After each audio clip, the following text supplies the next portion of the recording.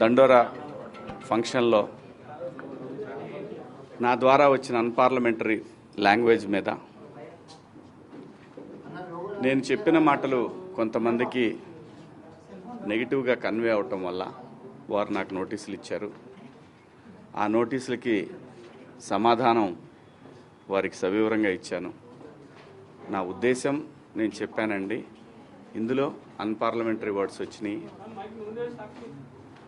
అలాగే మేడం గారు, ఇప్పుడు నేను వచ్చాను కాబట్టి నా వైపు నేను మాట్లాడుకోవచ్చు. అలా కాకుండా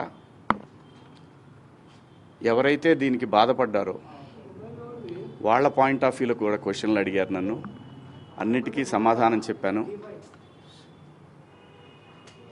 మేడం గారు ఏమంటారంటే, మీది ఒక ప్రజల్ని ఇన్ఫ్లుయెన్స్ చేసే మీడియా కాబట్టి ఇవాళ మీరు అన్నారు కాబట్టి రేపటి నుంచి అందరూ అయిన దానికి కాని దానికి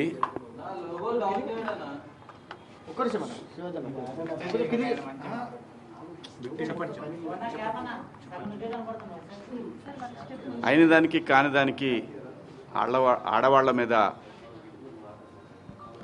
కామెంట్లు పెడతా ఉంటారు కదా అంటే, కరెక్టే మేడం, ఒక ఇన్ఫ్లుయెన్స్డ్ పర్సన్గా దయచేసి దీన్ని ఆపేద్దాం. ఎందుకంటే సమాజంలో ఇంకా చాలా విషయాలు ఉన్నాయి. ఇది మేడం గారు చెప్పిన దాని ప్రకారం ఎవరిని హర్ట్ చేయాలని కాదు, ఎవరిని ఇబ్బంది పెట్టాలని కాదు మేడం. నేను జరిగిన సంఘటన చూసి మాట్లాడాను. మాట్లాడిన అంశంలో తప్పుడు పదాలు దొర్లిని, దానికి అందరికీ నేను వివరణ ఇచ్చాను, నా అపాలజీస్ చెప్పాను అని కూడా చెప్పాను.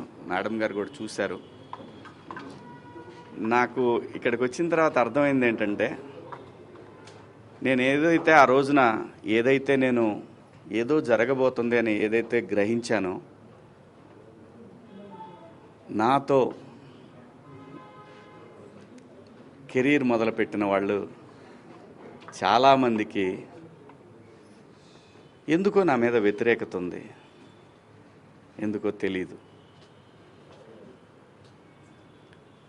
నేను ఒక సందర్భంలో, ఇది బయట తెలిసిన విషయం, ఒక సందర్భంలో ఎందుకు వీళ్ళకి నా మీద కోపం ఎందుకో నాకు తెలీదు. 30 సంవత్సరాలు అయింది నేను ఈ పరిశ్రమకు వచ్చి. ఈ 30 సంవత్సరాల్లో నేను ఏ ఒక్కరిని ఇబ్బంది పెట్టినా ఈ పాటికి ఎప్పుడో బయటకు వచ్చేది. రాలేదు.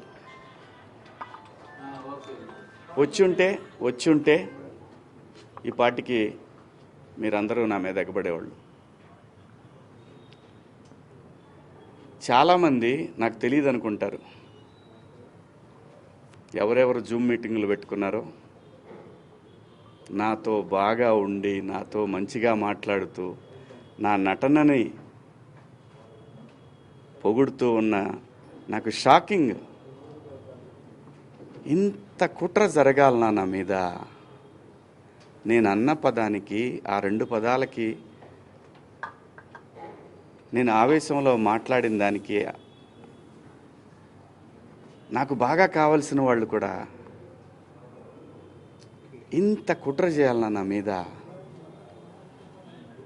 నేను మేడం గారు, ఆవిడ, ఇది ఒక ప్రభుత్వం యొక్క సంస్థ. వ్యవస్థలను గౌరవించకపోతే సమాజం తప్పుడు దారిలో పడుతుంది, అన్రెస్ట్ ఏర్పడుతుంది. ఆవిడ చాలా హుందాగా, చాలా గౌరవంగా ఈ వ్యవస్థను నడిపిస్తూ ఉన్నారు. ఒక బిడ్డకి చెప్పినట్టు చెప్పారు, ఇది ఇలా తప్పు. నేను అడిగింది ఒకటే మేడం గారిని, మేడం గారు, మీరు మీ డ్యూటీ చేశారు, మీరు చేసిన దానికి నేను గౌరవంగా నేను వచ్చి ఒక పౌరుడిగా నా బాధ్యత నేను నిర్వహించాను. ఇక్కడ ఇందాక నేను మాట్లాడిన నా కుట్ర విషయం వేరే, మేడం గారి సందర్భంలో జరిగింది వేరే. నన్ను అంతగా అసహించుకోవడానికి మీరు నా మీద అంత జలసీ రావటానికి ఏమిటమ్మా కారణం? నేనేం తప్పు చేశాను? నా బుద్ధి గడ్డి తిని మీ నాన్న చెప్పడా మీ ఇంట్లో? మీ అమ్మ చెప్పదా మీ ఇంట్లో? అంత ద్వేషం ఎందుకు పెంచుకుంటున్నారు? వినా స్త్రీయ జననం నాస్తి. స్త్రీ లేకపోతే ప్రపంచమే లేదు. అసలు ఈ మానవాళ్లే లేదు. ఏ మగవాడు కూడా తన ఇంట్లో తన భార్య, తన బిడ్డ, తన అక్క చెల్లెళ్ళు, తన కుటుంబాలు ప్రతి ఒక్కడికి ఉంటాయి. ఇక్కడ ఎవరి మీద దాడి చేస్తున్నారని, ఆ డివిజన్ని తీసుకురావాలని ఎందుకు తహతహలాడిపోతూ ఉన్నారు? అందరి వాదన ఒకటే, స్త్రీని మహాలక్ష్మిలా చూసుకోవాలనుకుంటారు. ఎవరు బట్టలు ఎలా వేసుకుంటే నాకేంటమ్మా? మీరు ఎలాంటి బట్టలు వేసుకోవాలనేది మీ ఇష్టం. నేను ఒక తండ్రిలాగా నా దగ్గర హీరోయిన్లు అందరూ కూడా నాకు తండ్రిలాగా నేను పాత్రలు చేస్తున్నాను కాబట్టి నా బిడ్డలకు చెప్పినట్టు చెప్పానే కానీ ఇంతకుముందు ఎప్పుడు ఎవరు ఏమీ అనలేదమ్మా. వాళ్ళ మీద మీరు ఇలాగే కంప్లైంట్లు ఇచ్చారా? జూమ్ మీటింగులు పెట్టుకొని మీలో మీరే? ఏమ్మా, పేర్లు పెట్టి అనగలను నేను, కానీ మీరు ఇబ్బంది పడకూడదు. ఇంత కుట్ర చేయాలా నా మీదన? శివాజీ అనేవాడు సినిమా పబ్లిసిటీ కోసం అంత చిల్లరగా దిగజారుతాడా శివాజీ? అనే చెప్తున్నాను నేను. అనవసరంగా సలహా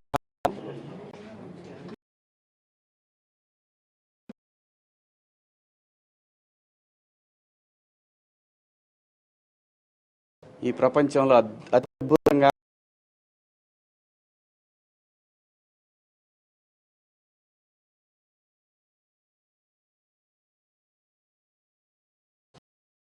భారతదేశంలో ఎవరు ఎలా బతకాలనేది రాజ్యాంగం నిర్దేశిస్తుంది, నేను కాదు. ఒకవేళ ఎవరి హక్కులకైనా భంగం కలిగినప్పుడు దానికి ఇలాంటి వ్యవస్థలు ఉంటాయి. సో నాకు అర్థమైంది ఏంటంటే, సలహాలు ఇవ్వటం మానుకోవాలా, సలహాలు ఇవ్వటం, మంచి మాటలు చెప్పటం మానుకోవాలా. ఎవరిదాడికి తెలుసు. ఇక్కడ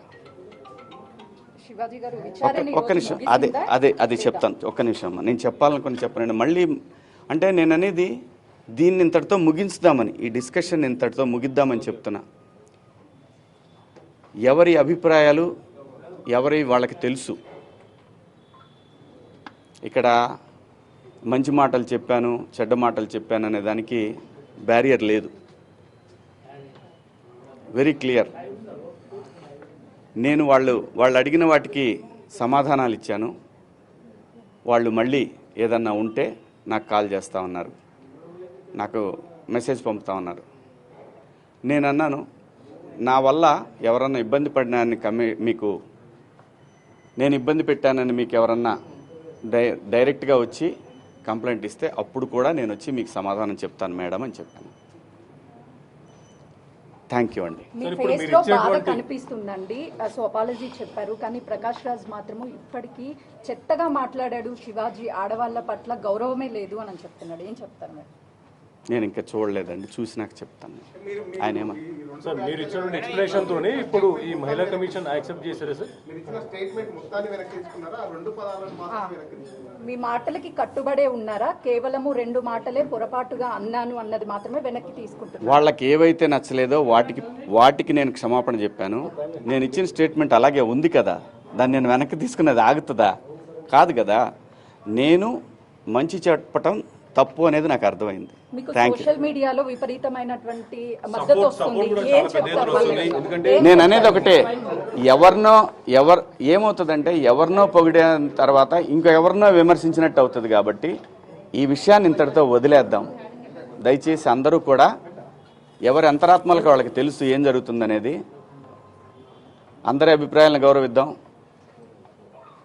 ఫైనల్లీ సోషల్ మీడియాలో మద్దతు పెరుగుతుంది కాబట్టి ఇక మీద నుంచి కూడా అవేర్నెస్ కల్పిస్తూనే ఉంటారా ఈ లైన్ స్టాండ్ తీసుకుని? శివాజీ గారు, ఒకటి కేవలం ఒక్కరిద్దరు మాత్రమే మేము వ్యతిరేకించారు, బయట సామాన్య ప్రజలందరూ కూడా మీ వెంబడి ఉన్నారు. మద్దతు ఇస్తున్నారు. సో దీనికి మీరేమంటారు? నేను అవకాశం ఇచ్చానండి, కొంతమందికి మాట్లాడే అవకాశం ఇచ్చాను. ఇక్కడ నాకు అర్థమైంది ఏంటంటే నువ్వెంత నీ బతుకెంత అంటున్నారు, వాళ్ళని గౌరవిస్తాను. ఇప్పుడు మీరు చెప్పిన దాంట్లో కూడా నా వెనకాలే ఉండి నా మీద కుట్ర చేశారన్నారు కదా, అదే వీళ్ళందరికీ అదేదే నేను అనేది. నేను ఎవరికి భయపడను. అంటే మీకు బాధగా అనిపిస్తుందా? నేను సహనటుగా నేను మిమ్మల్ని నేను comment చేయడం? నేను నేను నేను బతుకు తెరువుకి వచ్చేవాడిని, ఇక్కడ కాకపోతే కష్టపడేవాడిని, ఇంకో చోట పోయి బతుకుతా. అంతేగాని ఆత్మాభిమానం చంపుకొని ఎవడికో భయపడి ఎవడో బెదిరిస్తే ఎవడో వార్నింగ్లు ఇస్తే భయపడే రకాన్ని కాదు. అంత మాత్రం చేత వ్యవస్థలను గౌరవించకుండా, నేనుంటున్న పరిశ్రమను గౌరవించకుండా అంత విలువలు లేని బతుకు నేనైతే బతకట్లేదు. నాగబాబు ఇదైతే కూడా మీరు comment హీరో రోల్స్ చేశారు, తర్వాత ఎలాంటి కూడా డ్రెస్సులు ఇప్పుడు వేసుకోవాలి కొన్ని అనేది ప్రత్యేకమైనటువంటి శివాజీ ఎలా రోల్స్ డిసైడ్ చేస్తారు కదా, చేస్తారు అది అని ఎవరికైనా చెప్తున్నారు. అదే ఎవరి రోల్స్ అయినా తగ్గించే అవకాశం ఉంటుందని మీరు ప్రజలకు అనుకోవచ్చు. నా చూడండి, నాకు భగవంతుడు ఈ జన్మలో నటుడిగా బతకమని ఇచ్చాడు. బతికే బతుకులో సమాజానికి ఉపయోగపడే విధంగా బతకమని చెప్పాడు. నేను అలాగే బతుకుతున్నా. అన్నిటికీ ప్రతి ఒక్క దానికి గుర్తుపెట్టుకోండి, కాలం కర్మ అన్నిటికీ సమాధానం చెప్తుంది. నేను ఒకటే చెప్తున్నా, నా వెనకాల అంత కుట్ర చేయాల్సిన అవసరం లేదు. నాకు ఈ సినిమా కాకపోతే నేను రైతు కొడుకుని, నాకు 30 ఎకరాల పొలం ఉంది, వెళ్ళి బతుకుతా. కానీ భయపడే రకాన్ని మాత్రం ఎప్పటికీ కాదు. ఇది పొగరు కాదు, ఇది నా ఆత్మాభిమానం. నాగబాబు అంటున్నారు, మీరెవరు నాగబాబు గారిది నేను చూడలేదు. ఎవరు వీళ్ళిద్దరు మీరు చెప్పింది నేనేమీ చూడలేదు. అందరికీ నచ్చే విధంగా ఎవరు మాట్లాడలేరు. ఆఖరికి గాంధీజీ మీద కూడా హత్య జరిగింది. ఈ దేశంలో ఎవరిని, ఈ భూమి మీదనే ఎవరు సాటిస్ఫై చేయలేరు. యథార్థవాది, లోక విరోధి. మీడియా ముఖంగా మహిళలకి మరొకసారి ఏమైనా చెప్పాలనుకుంటున్నారా? తెలీదండి. మీడియా ముఖంగా అన్ని మహిళలకి అదే ఏమైనా చెప్పాలనుకుంటున్నారా? ఎవరు కుట్ర పన్నుతున్నారు ఏంటనేది కనిపిస్తానే ఉంది.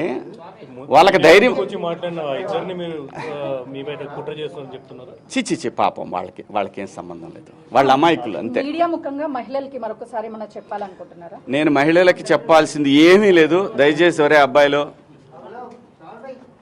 మన ఇంట్లో ఆడవాళ్ళు ఉన్నారు, వీళ్ళని నాకు తెలిసి మొన్న కూడా అది క్రేజీలో జరిగిన ఇన్సిడెంట్. ఒక ఆర్టిస్టులు కనపడ్డప్పుడు జనాలు, పిల్లలు ఎగబడతారు. అదేమైందంటే ఇబ్బందికరంగా అనిపిస్తుంది. ఆ పాపం వాళ్ళకేంటంటే, నేను భాష రాదని మాత్రమే చెప్పాను కానీ లేకపోతే ఆ సలహా కూడా ఇచ్చేవాడిని కాదు. ఎంబ్రాసింగ్గా ఫీల్ అయిందని ఓ మాట చెప్దామనే దాంట్లో మాటలు తూలాను. దానికి అపాలజీ కూడా చెప్పేశాను. థ్యాంక్ యూ అండి. మీడియా సోదరులకు కూడా నేను చెప్పేది ఏంటంటే వదిలేద్దాం దీన్ని ఇంత.